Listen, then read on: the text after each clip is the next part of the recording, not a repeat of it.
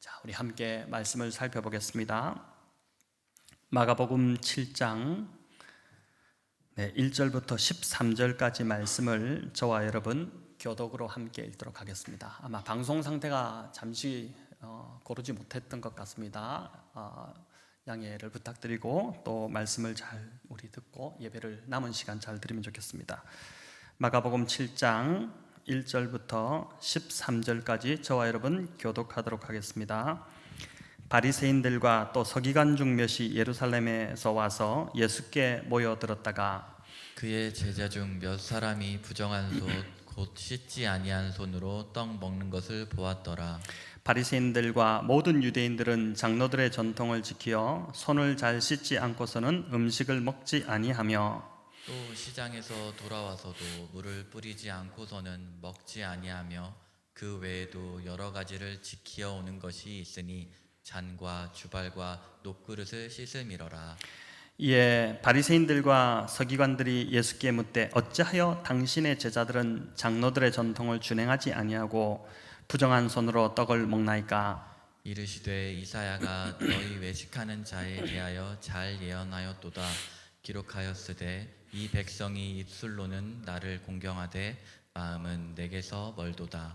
사람의 계명으로 교훈을 삼아 가르치니 나를 헛되이 경배하는도다 하였느니라. 너희가 하나님의 계명은 버리고 사람의 전통을 지키느니라. 또 이르시되 너희가 너희 전통을 지키려고 하나님의 계명을 잘 저버리는도다.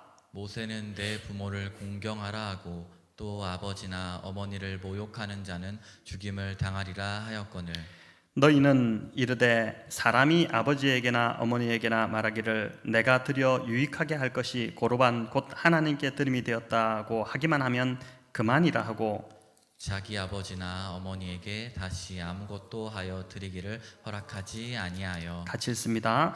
너희가 전한 전통으로 하나님의 말씀을 폐하며 또 이 같은 일을 많이 행하느니라 하시고 아멘. 자, 오늘 7장 23절까지의 내용을 가지고 전통이냐 말씀이냐 이 제목으로 함께 말씀을 나누겠습니다.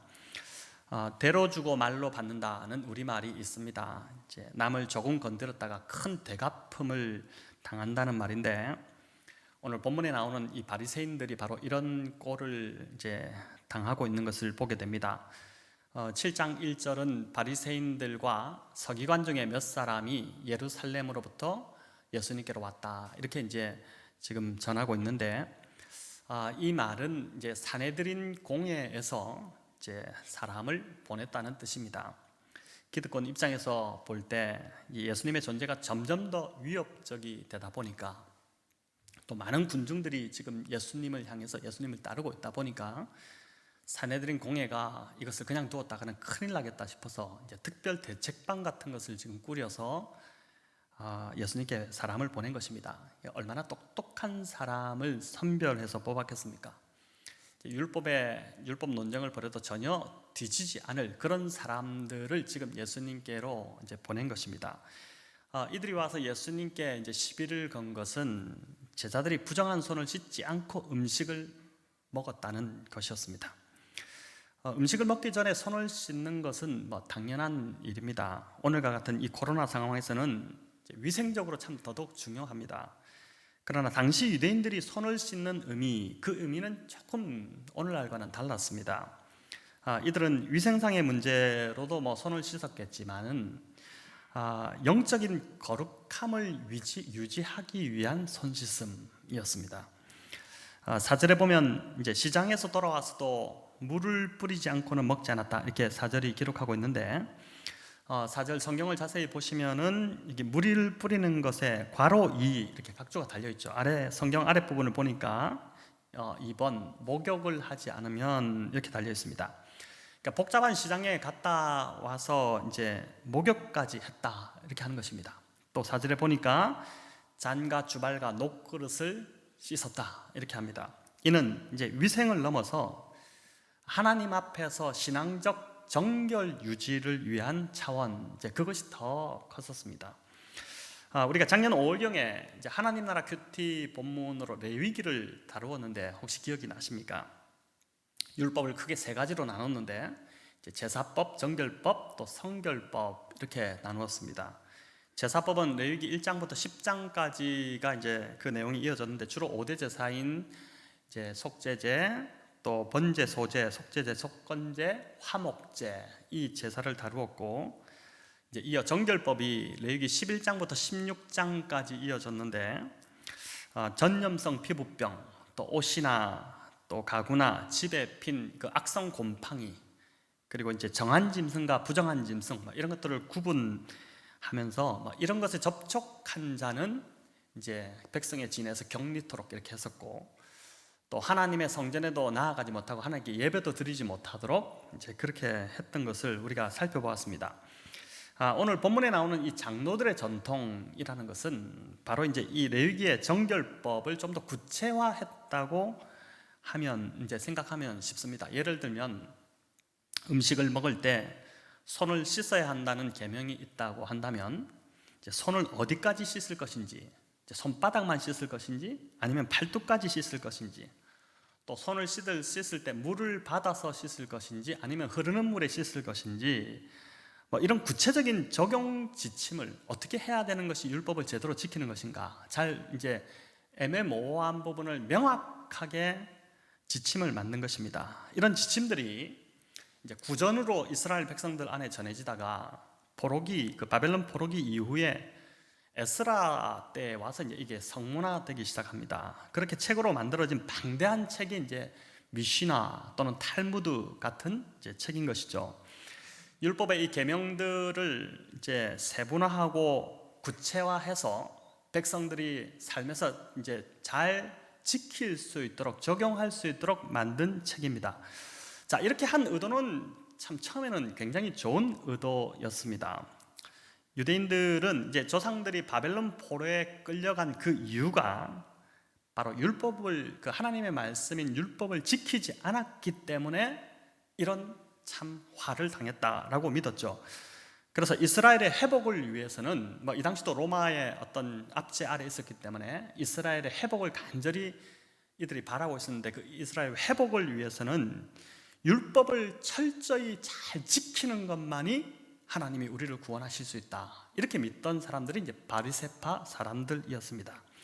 자, 이런 신념이 있었기 때문에 율법을 지키되 구체적으로 삶에 이제 세세하게 다 꼼꼼히 지킬 수 있는 세부 세칙이라고 할까요? 이런 지침들이 이제 필요했던 것입니다. 이것이 바로 장로들의 전통이었던 것이죠. 문제는 시간이 흐르면서 이 전통이 만들어진 본래의 의미, 참 좋은 의도, 또 가치, 이런 것은 사라지고 이제 껍데기만 추구하게 된 것입니다. 이런 정결법을 하나님께서 왜 주셨는지 이제 속 내용은 그냥 잊어버린 채 외형적으로 손을 씻는지 씻지 않는지 이제 이런 것에만 관심을 가졌던 것이죠. 더 무서운 것은 오늘 주님이 이렇게 지적하듯이 이들은 하나님의 말씀보다 이제 인간의 전통, 그 전통을 더 중시하게 되었다는 것입니다. 그러니까 이제 참 말씀보다 전통이 더 우위에 있는 그런 상황이 되어버린 것이죠. 우리 8절과 9절을 다시 한번 읽어보겠습니다. 너희가 하나님의 계명은 버리고 사람의 전통을 지키느니라. 또 이르시되 너희가 너희 전통을 지키려고 하나님의 계명을 잘 저버리는도다. 이게 주님이 대비하시죠. 하나님의 계명과 사람의 전통. 그러니까 이 전통이라는 것은 결국 사람이 만든 것이지 않느냐, 사람의 전통이라고 주님도 이제 지적을 하시는 것이죠. 정결법을 시작하는 레위기 11장에 보면 하나님께서 이 정결법을 주신 그 이유를 아주 구체적으로 친히 밝혀주시는데, 레위기 11장 44절 45절입니다. 우리 이 부분도 함께 같이 읽어보겠습니다.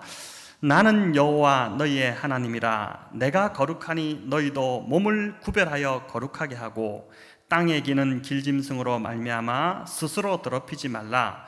나는 너희의 하나님이 되려고 너희를 애굽 땅에서 인도하여 낸 여호와라. 내가 거룩하니 너희도 거룩할지어다. 자, 이 구절에 의하면 하나님이 거룩하신 분이시기 때문에 그의 백성들도 몸을 거룩하게 구별해야 한다라는 것입니다. 이제 그러면서 덧붙이시기를 나는 너희의 하나님이 되려고 너희를 애굽 땅에서 인도해냈다 이렇게 하죠. 이제 이스라엘 백성들이 이제는 애굽의 종이 아니라 거룩하신 하나님의 백성이 되었기 때문에 이제부터 이 이스라엘 백성도 하나님 그 거룩하신 분을 닮아서 하나님 백성에 걸맞은 거룩한 삶을 살아야 한다라는 것입니다. 자, 일전에 레위기를 다룰 때 제가 한번 설명을 드렸지만 레위기는 이제 출애굽기와 민수기 사이에 위치합니다. 이 성경적 위치를 볼 때도 참 재미있는데 흥미로운 건 이제 출애굽기 뒷부분인 출애굽기 25장부터 40장까지의 내용이 이제 무엇이냐면은 성막을 만드는 이야기입니다.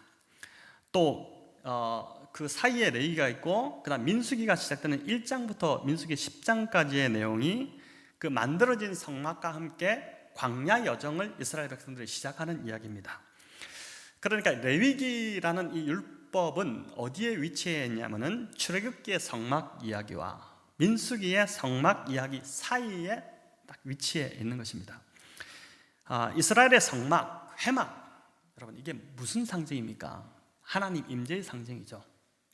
모세를 통해서 하나님께서 성막을 만들라고 하셨던 이유는 하나님께서 이스라엘 백성의 그 삶 안으로 들어오시겠다, 함께 사시겠다는 의지의 표명이었습니다. 그게 상징이었죠. 출애굽한 이 이스라엘 백성들과 하나님께서 이 백성을 그냥 이게 애굽에서 끄집어 내시는 것으로 끝나는 것이 아니라 이제 내가 이 백성들과 영원히 함께 살겠다는 그러한 뜻으로 성막을 상징적으로 만들라고 하셨습니다. 문제는 하나님은 이 백성들과 함께 사시겠다고 하는데 이 백성들이 준비가 되지 않은 것이 문제였죠.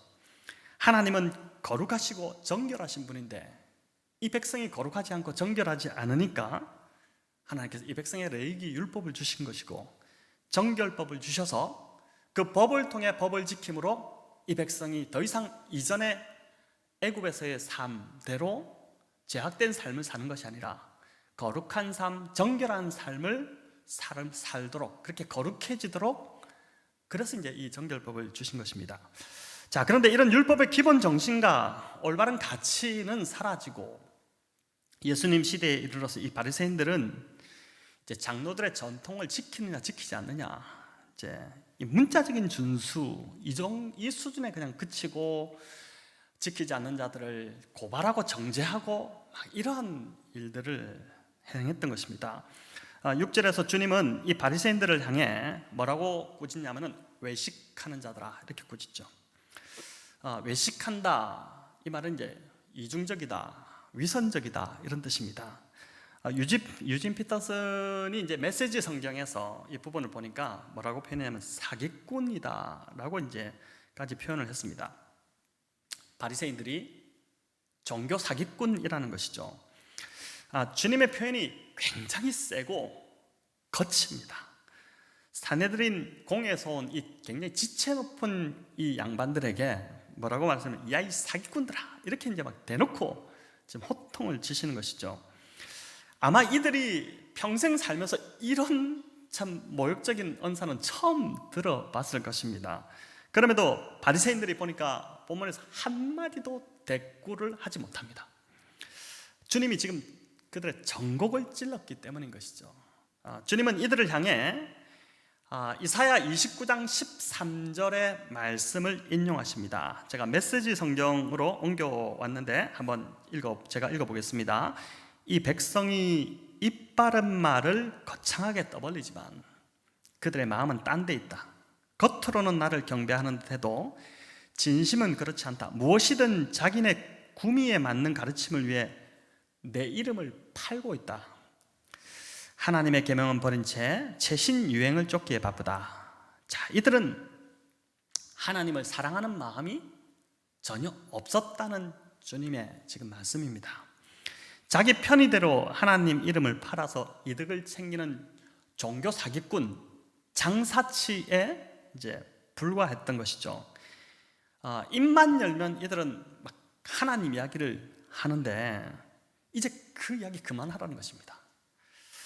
먼저 너희는 그 이야기를 할 것이 아니라 먼저 너희 삶을 좀 들여다봐야 된다라고 주님 말씀하시는 것이죠. 그러면서 주님이 꺼내신 이야기가 바로 고르반 제도를 오늘 이야기하십니다. 여러분, 이 고르반이라는 이 말이 우리에겐 참 생소한 단어인데, 이 고르반은 이제 히브리어 그대로를 좀 옮긴 말인데, 고르반 히브리어인데 이 우리말 뜻은 헌물이라는 뜻입니다. 하나님께 바친 제물이라는 뜻이죠.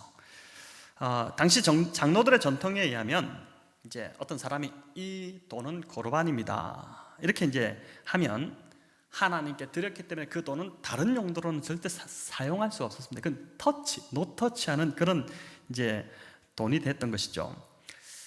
바리새인들이 이 고르반은 성경에 없습니다. 이것은 그냥 그들이 장로들의 전통으로 만들어낸 인간의 전통에 불과합니다. 그런데 이거를 이제 악용을 하기 시작한 것입니다. 예수님 당시에 13절에 보면 너희가 이 같은 일을 많이 행했다 이렇게 하거든요. 이 말은 그 당시 이제 바리새인들이 참 이 말씀을 악용해서 이런 나쁜 짓을 많이 했다는 뜻인데, 부모님이 어느 날 이 바리새인 중에 한 명에게 왜 요즘은 용돈을 안 보내냐, 오늘식으로 말한다면은 그렇게 하니까 이제 바리새인이 하는 말이 제가 가진 재산을 이제 하나님께 고르반했습니다 이렇게 해버리면은 부모님도 그 돈에 대해서는 고르반했다고 그러면 더 이상 터치하지 못하는 이제 그런 상황이 된 것입니다. 실제 고르반하지 않았음에도 불구하고 이 거짓말을 하기도 했었고, 또 어떤 사람은 이제 실제로 부모님을 공양할 그 재산을 성전에 고르반으로 이렇게 바쳤다가 부모님이 돌아가시면 당장 이제 고르반을 취소해가서 그 돈을 찾아오기도 했었습니다. 당시는 이제 그 유대인 전통에 의하면은 장로들의 이 전통에 의하면은 그 고르반의 이제 성전세를 일부를 남자는 얼마, 여자는 얼마 이렇게 내게 되면 바쳤던 사람이 그 고르반을 다시 찾을 수 있는 이제 그런 일이 있었던 것입니다. 자, 그러니까 이 참 악행을 주님이 꿰뚫어 보시면서 이제 이 이야기를 전곡을 찔러버리니까 이 바리새인들이 더 이상 여기 대해서 어떤 대꾸도, 자기들이 그런 삶을 지금 살고 있으니까 말을 못한 것입니다. 자, 성도 여러분, 하나님께서 이 바리새인들이 바친 이 고르반 돈을 받으셨을까요? 절대 아닐 겁니다. 그 돈으로 차라리 부모님 잘 공경하라고 하겠죠. 난 하나님 돈이 필요한 분이 아니지 않습니까? 모든 전 세계가 하나님의 것인데 하나님 돈이 왜 필요하시겠습니까? 5계명에 분명히 내 부모를 공경하라는 하나님의 말씀이 있는데, 그 말씀보다 고르반이라는 인간의 전통을 더 우선적으로 지킴으로 말씀을 무시하는 이러한 참 태행을 주님이 참 한탄하셨던 것입니다. 이들은 하나님을 입으로 공경한다고 참 말만 꺼내면 하나님 이야기를 했지만은 그러나 마음은 없고 헛되이 경배하는 자들이라고 주님이 지적하시는 것이죠. 자, 고르반을 오늘날로 좀 적용해 본다면은 가장 먼저 제가 이제 말씀을 준비하면서 생각해 보니까 오늘 같은 경우는 예배를 좀 떠올릴 수 있겠다 싶습니다. 내가 예배해야 하는 것 때문에 하나님께 나는 예배해야 된다, 이것 때문에 다른 사람에게 피해를 입히는 것, 이것이 오늘날 일종의 고르반이 될 수 있겠다 싶습니다. 한때 아주 뻔뻔하게 그런 문자가 있었다고 하죠. 차 빼달라고, 주차한 차를 빼달라고 연락했더니 예배 중이라서 지금 못 나간다, 이렇게 답이 오니까 그 문자를 받는 그 사람의 속이 이제 뒤집어지는 것입니다. 문자를 받은 그 사람이 하나님께 예배한다는 것을 어떻게 생각했겠습니까? 다른 사람이야 피해를 입든 말든 나만 하나님께 예배하는 것이 중요하다고 하는 이 이기적인 그리스도인들의 모습에 막 치를 떨지 않았겠습니까? 아마 이제 그 사람은 내 교회는 절대 가지 않을 거다, 막 이렇게, 그런 하나님이라면 믿지 않을 거다, 이렇게 했겠죠. 요즘 이제 코로나 상황 때문에 그래도 많은 교회들이 이제 정부 시책에 또 협력하고 협조하면서 온라인 예배로 많이 좀 드리고 있습니다만은, 그러나 요즘도 보니까 예배 수칙까지 어겨가면서 현장 예배를 이웃 생각하지 않고 그냥 막 강행하는, 항의가 들어오는데도 무시하고 그렇게 강행하는 소수의 이런 교회, 이런 교회가 바로 이 고르반의 모습이지 않을까 싶습니다. 마태복음 23장 23절에서 주님이 이런 말씀을 하셨죠. 우리 같이 한번 읽어볼까요? 율법학자들과 바리새파 사람들아, 위선자들아, 너희에게 화가 있다. 너희는 박하와 해함과 근처의 11조는 드리면서 정의와 자비와 신의와 같은 율법의 더 중요한 요소들은 버렸다. 그것들도 소홀히 하지 않아야 하겠지만 이것들도 마땅히 행해야 했다. 주님이 무엇을 더 중요하게 여기시는지를 잘 보여주는 말씀입니다. 하나님 앞에 예배한다고 하면서 이웃에게 정의롭지 않고 또 자비를 베풀지도 않고 신의를 저버리는 행동을 한다면 그 예배가 무슨 소용이 있겠느냐? 그 예배를 하나님이 과연 받으시겠느냐라는 것이죠. 마치 하나님께 고르반을 바쳤기에 부모님 공양하는 의무에서 이제 벗어났다고 하는 이 바리새인들과 별 다를 바가 없다라고 이제 하는 것입니다. 또 예배의 자리에 앉아 있다고 해서 다 예배 드리는 게 아니죠. 정말 하나님을 전심으로 찬양하고 경배 드리려고 하는 그 마음이 있는지, 또 하나님의 말씀과 임재를 정말 사모하고 있는지, 그게 중요하지 않겠습니까? 그렇지 않다면 오늘 이사야 선지자가 말씀한 것처럼 입술로는 하나님을 공경하는 척하지만 마음으로부터는 하나님께 먼, 우리가 이제 이 지금 온라인 예배로 전환되면서 참 우리가 우리의 예배를 좀 돌아보는 그러한 기회가 되는 것 같기도 합니다. 자, 이어 14절부터 주님은 무엇이 진짜 사람을 더럽게 하는지에 관한 비유를 이제 말씀하시는데, 손을 씻지 않고 입으로 들어가는 것이 그 음식이 사람을 더럽히는 것이 아니라 사람의 속에서 나오는 그것이 사람을 더럽힌다, 이렇게 이제 말씀하셨죠. 참 이게 어떻게 보면 2000년 전에 너무 기가 막힌 이야기지 않습니까? 어떤 사람도 여기에 대해서 항변하지 못하도록 하는 주님의 지혜로운 말씀인데, 뱃속으로 들어가서 뒤로 나와버리는 것이 사람을 더럽히는 것이 아니라 사람의 마음이 더러운 것이고, 그 더러운 마음에서 나오는 그 모든 것들이 사람을 더럽히고 이 땅을 더럽히고 모든 인간들을 더럽히게 된다, 이것을 이제 말씀합니다. 자, 21절에 보면 속에서 나오는 것이 21절 22절에 걸쳐 나오는데, 악한 생각인데 곧 뭐라고 합니까? 음란, 도둑질, 살인, 간음, 탐욕, 악독, 속임, 음탕, 질투, 비방, 교만, 우매함이라고 합니다. 가만히 이렇게 보시면 12가지를 주님이 나열하셨는데, 여기 보니까 성적인 죄가 무려 4가지나 됩니다. 음란, 간음, 악독, 음탕. 이 악독도 원어적인 의미는 부도덕한 행위입니다. 우리의 이 생각과 마음을 더럽히는 대표적인 것이 성적인 죄임을 주님도 잘 알고 계신 것이죠. 최근에 터진 온라인 그 성착취, 참 너무나도 끔찍한 이 사건들, 이것이 결코 이상한 것이 아니라는 것입니다. 왜냐하면 예수님이 지적하신 대로 사람 안에 있는 대표적인 그 사람을 더럽히는 마음의 죄, 그게 3분의 1이나 차지하는 이 죄가 바로 성적인 죄 문제이기 때문에 그렇다는 것이죠. 여기 또 보면 질투, 비방 이런 것들이 나오는데, 이 사람의 힘으로 해결될 수 있는, 내가 이걸 절제한다고 해결될 수 있는 문제가 아닌 것이죠. 자, 이런 것들이 속에 가득하고 이런 것들이 속에서부터 막 나오기 때문에 예레미야 선지자도 만물보다 거짓되고 심히 부패한 것이 있는데, 그게 뭐라고 했습니까? 인간의 마음이라고 그랬죠. 우리 마음속에 자리한 이 죄가 문제라는 것입니다. 자, 그럼 인간의 이 부패한 마음을 무엇으로 해결할 수 있겠습니까? 어떤 이들은 바리새인들처럼 종교적 열심을 통해서 오늘도 이것을 해결해 보려고 하는 그런 시도를 합니다. 열심히 율법의 규칙들을 지키면 이제 거룩한 사람이 된다고 2000년 전에 살았던 그 바리새인들이 스스로 그렇게 믿었던 것처럼, 오늘날 이제 열심히 교회 봉사하고 또 열심히 11조 생활하고 구제를 많이 하면 하나님이 기뻐하시는 사람이 되고 선한 사람이 된다고 믿는 것입니다. 그러나 그렇게 해도 여전히 그 마음은 해결되지 않는 것이죠. 겉은 종교성으로 잘 치장이 되는 것 같지만 속은 여전히 그 불결하다는 그 생각을 떨쳐버리지 못하는 것입니다.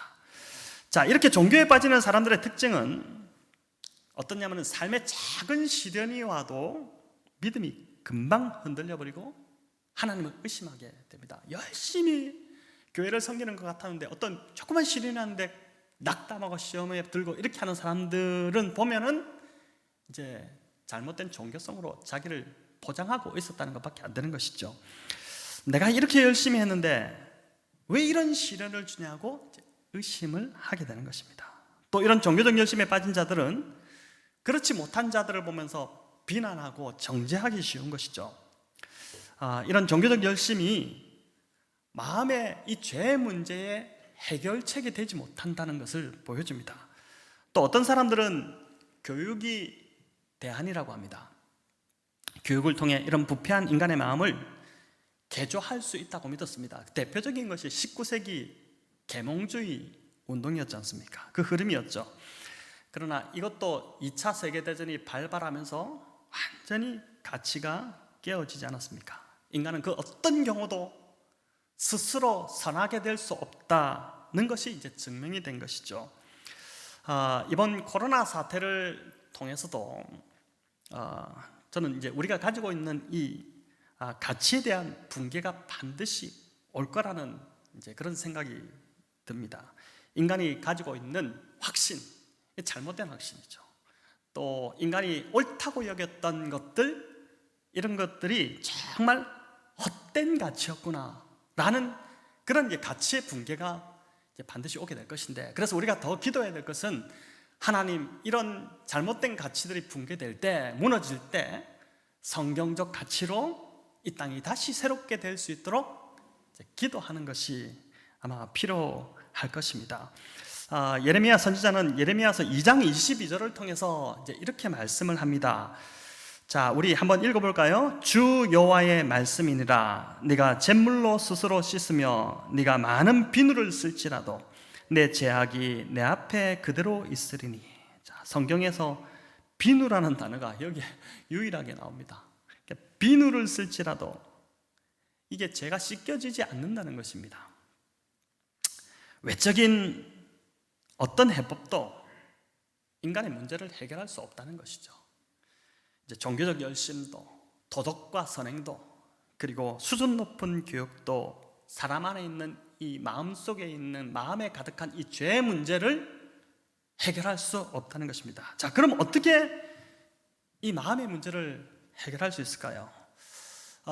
제가 이제 이런저런 책들을 좀 보면서 설교를 준비하다가 팀 켈러 목사님이 쓰신 이제 이 부분을 강의하는 내용을 스가랴 3장을 통해서 이제 이 부분을 설명하는 그 통찰을 좀 가져와서 함께 좀 설명을 드리려고 하는데, 스가랴 3장에 보면 이제 대제사장 여호수아라는 인물이 나옵니다. 스가랴 3장을 여러분 보시면 이제 나중에 이렇게 쭉 한번 읽어보시면 좋겠는데, 여호수아라는 인물이 나오는데 대제사장입니다. 근데 이 스가랴가 환상 중에 본 것인데, 대제사장 여호수아가 오물을 뒤집어 쓴 채로 이제 성소 안에 있는 환상이었습니다. 이건 말도 안 되는 소리입니다. 대제사장이 오물을 쓰고 있다? 그것도 성소 안에 있다? 이건 진짜 놀라 자빠질 그러한, 유대인들 입장에서 볼 때는 그러한 일이었죠.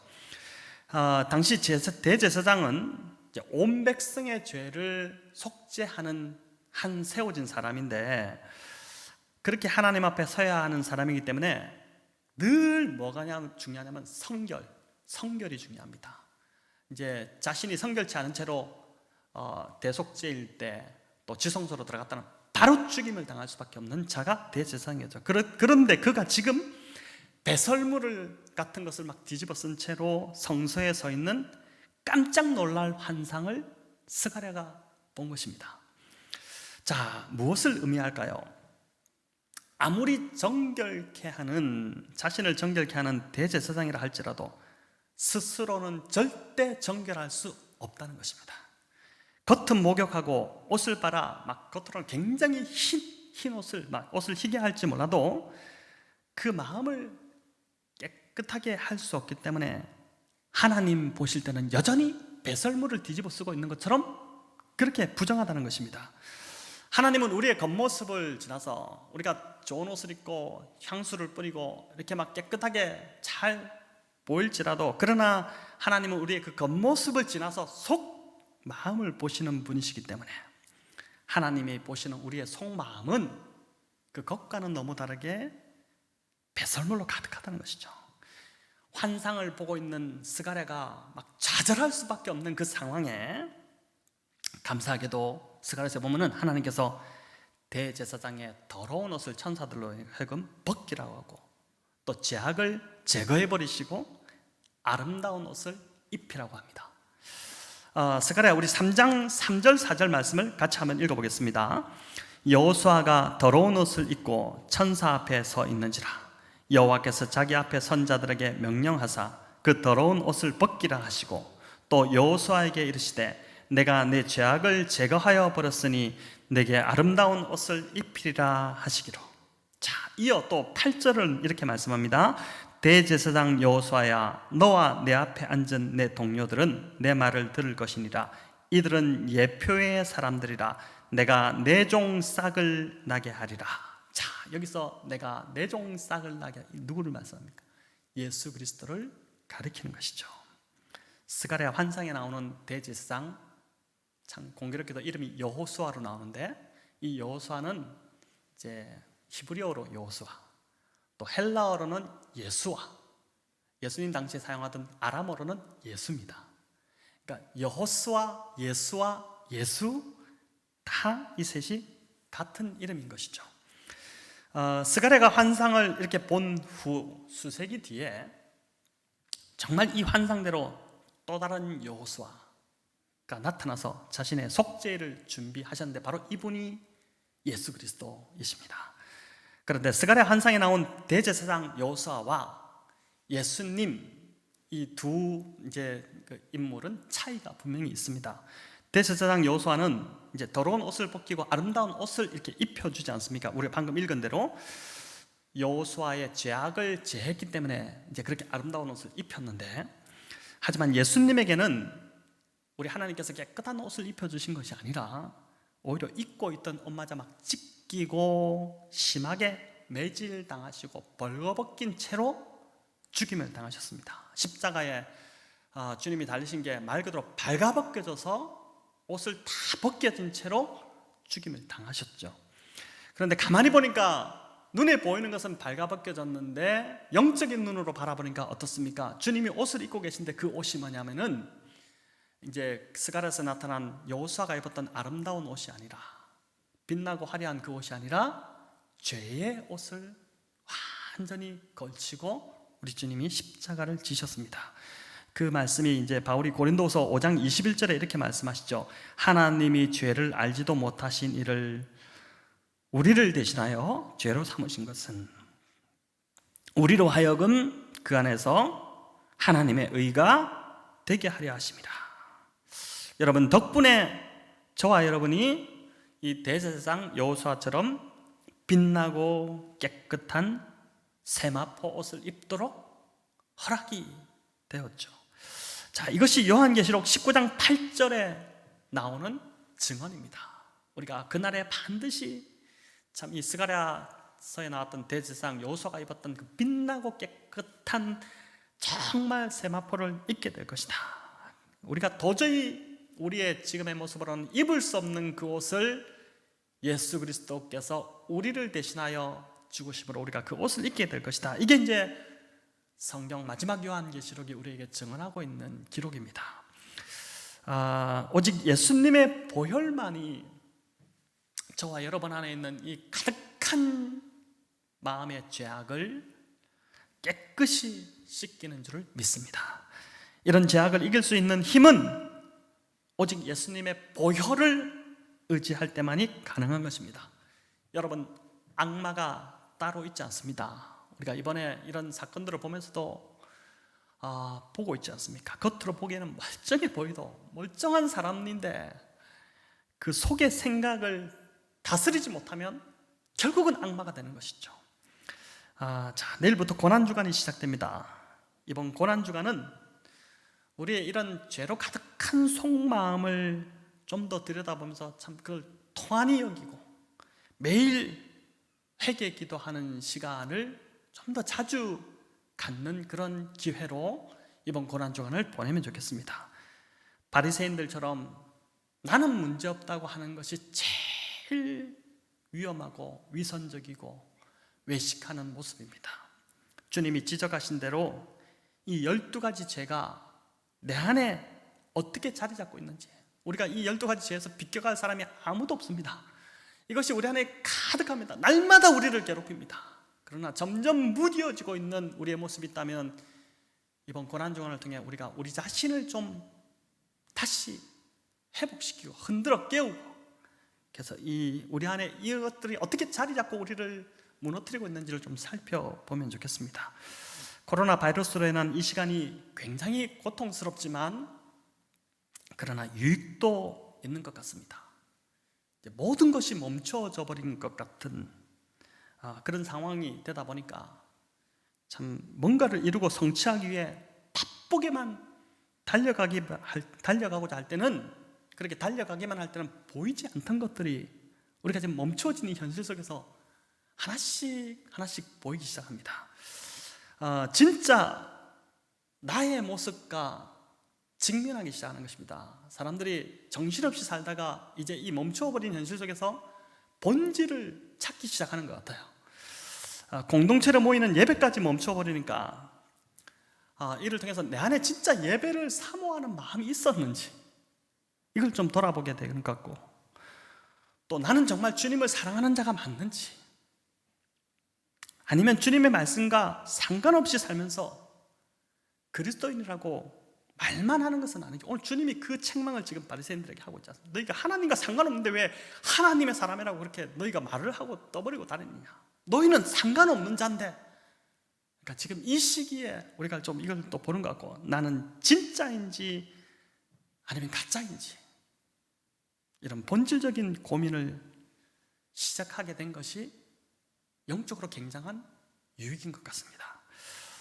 이 상황이 언제 끝날지는 모르겠지만 속히 끝나기를 바라고 기도하지만, 그러나 이 시간을 통해 주님께서 우리 모두의 영적인 거품을 빼고 계신 것은 참 분명한 것 같고, 또 이 땅을 하나님께서 거룩하게 또 그렇게 다시 새롭게 하고 계신 것은 분명한 것 같습니다.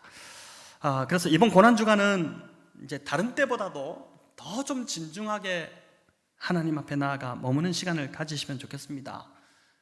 또 금식을 하고 싶으신 분들은 교회적으로는 이제 또 정하지는 않았지만, 그러나 개인적으로 또 금식을 하시면서 하나님 앞에 더 좀 간절히 나아가셔도 좋겠고, 시간을 정해서 우리 안에 내면을 좀 돌아보고 그렇게 하시면 좋겠습니다. 주님의 고난도 깊이 묵상하시고, 또 나의 죄성에 대해서도 정말 애통해하는 시간, 그런 복된 한 주를 그렇게 좀 정결하게 되는 시간을 보내시다가 우리 다음 주일 부활주일에 뵙도록 하겠습니다. 성도 여러분, 다음 주도 이제 지금 상황으로서는 또 2주간 고강도 사회 거리두기가 이제 연장이 되었기 때문에 다음 주도 이제 저희가 현장 예배가 어렵지 않겠나 싶은데 운영위원회에서 의논하고 또다시 이제 공지를 해드리겠습니다. 제가 어제 한 목사님과 통화를 하는데 그분이 참 여러 면에서 성품도 좋고 또 참 실력도 있고 목회를 잘 하시는 분입니다. 그럼에도 어떻게 지내라는 말에 겨우 근근히 감당합니다, 이런 말을 하는 걸 들으면서 하나님의 은혜가 아니면 살 수 없다는 이런 고백, 이런 참 겸손함이 우리를 건강하게 만든다라는 생각을 하게 됩니다. 바리새인들과 같은 이 외식을 좀 내려놓고 예수님을 더 정직하게 의지하고 그분의 보혈을 의지하는 저와 여러분 이번 한 주가 되시기를 우리 주님의 이름으로 축원합니다.